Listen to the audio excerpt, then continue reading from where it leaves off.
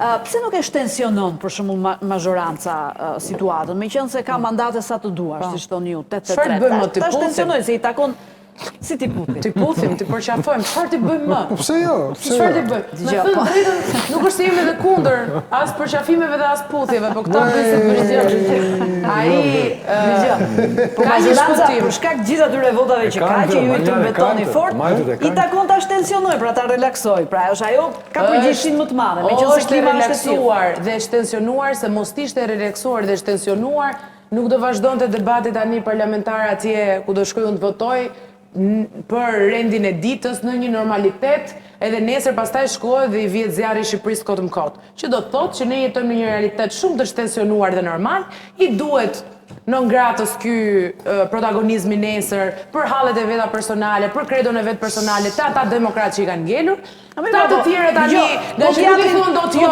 do janë bajnë ISO, se çfarë do bëjnë ata?